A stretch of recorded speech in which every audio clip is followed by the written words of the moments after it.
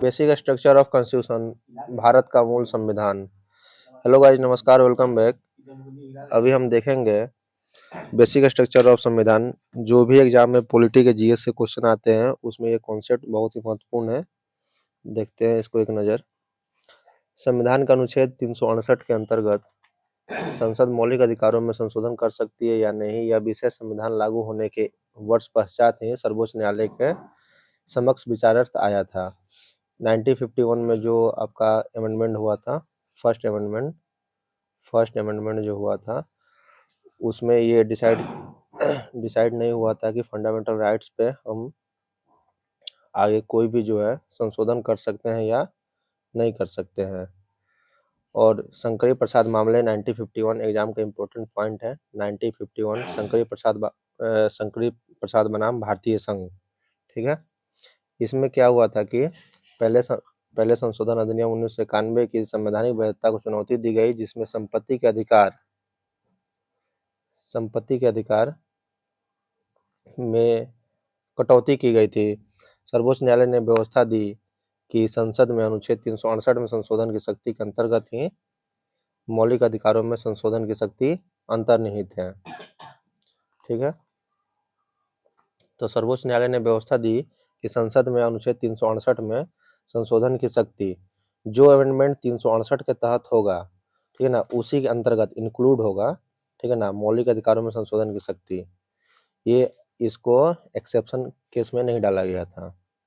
आगे है अनुच्छेद 13 में विधि लॉ शब्द के अंतर्गत मात्र समान विधियां कानून की आती है।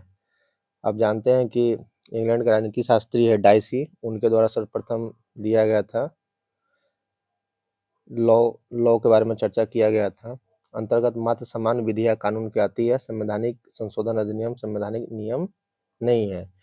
तो जो भी है आपका 368 के तहत फंडामेंटल राइट्स में अगर कोई भी चेंजेस आता है तो वो इसी के तहत होके प्रोसेस चेंज होगा। और अनुच्छेद 13 में लॉ शब्द के अंतर्गत मात्र समान विधियां कानून ही आती है, संवैधानिक संशोधन अधिनियम नहीं। जो भी कॉन्स्टिट्यूशनल अमेंडमेंट है वो लॉ को जो डिफाइन किया गया उसके तहत नहीं आती है। यहाँ तक क्लियर है। आगे देखिए, इसलिए संसद संविधान संशोधन अधिनियम पारित कराकर भौतिक अधिकारों को संक्षिप्त कर सकती है अथवा किसी मौलिक अधिकार को वापस ले सकती है। लेकिन गोलकनाथ मामले 1967, ठीक है, गोलकनाथ बनाम पंजाब सरकार 1967 में सर्वोच्च न्यायालय ने अपनी पहली वाली स्थिति बदल ली, ठीक है, पहली वाली स्थिति बदल ली। इस मामले में 17वें संशोधन 17 कॉन्स्टिट्यूशनल एक्ट 1964 की संवैधानिक वैधता को चुनौती दी गई, जिसमें 9वीं अनुसूची जो 9th शेड्यूल था, 9th शेड्यूल ऐड किया गया था फर्स्ट कॉन्स्टिट्यूशनल अमेंडमेंट के द्वारा।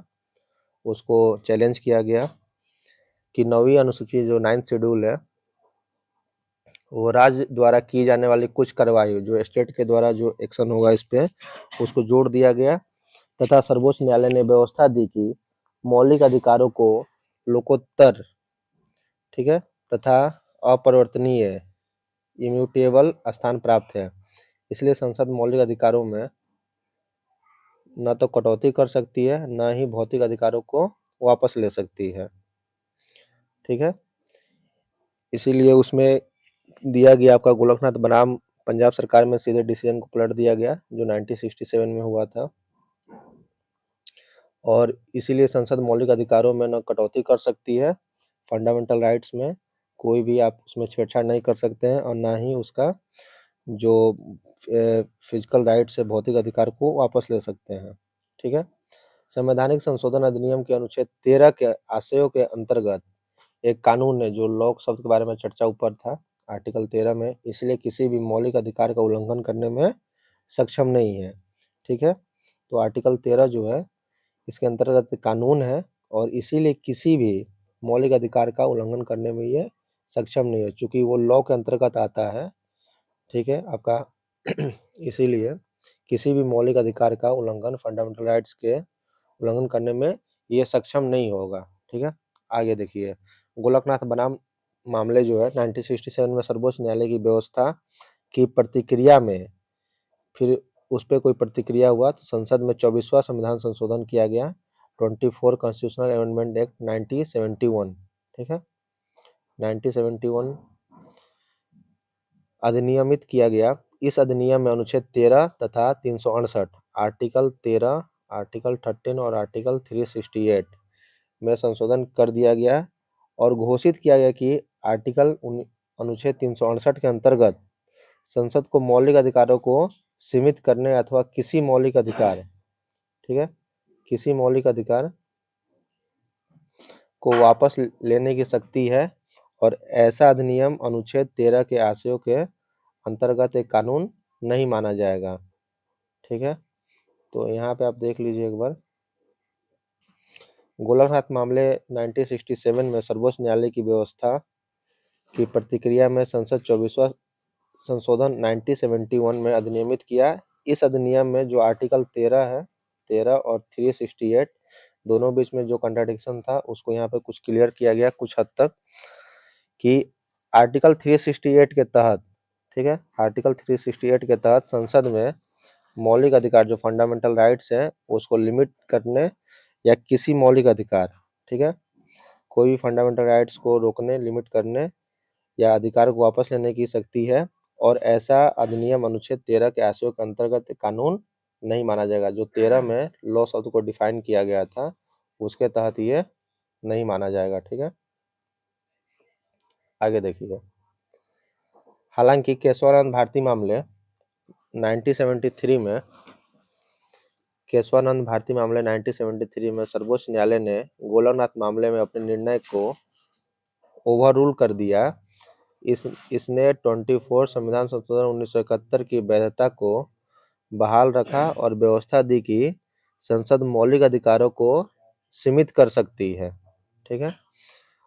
उसके जो डिसीजन थे पीछे, ठीक है ना, तो केशवानंद भारती बनाम केरल राज्य जो 1973 हुआ था 1973 में, तो सर्वोच्च न्यायालय ने गोलकनाथ मामले में अपने निर्णय को ओवररूल कर दिया, यानी कि उसी डिसीजन को पलट दिया और जो 24 संशोधन अधिनियम 1971 की वैधता थी उसको बहाल रखा और व्यवस्था दी कि संसद मौलिक अधिकारों को सीमित कर सकती है, यानी कि उस पे जो रिस्ट्रिक्शन लगा सकती है, ठीक है, अथवा किसी अधिकार को वापस ले सकती है और कोई भी जो अधिकार है उसको हम वापस ले सकते हैं, इंक्लूड कर सकते हैं।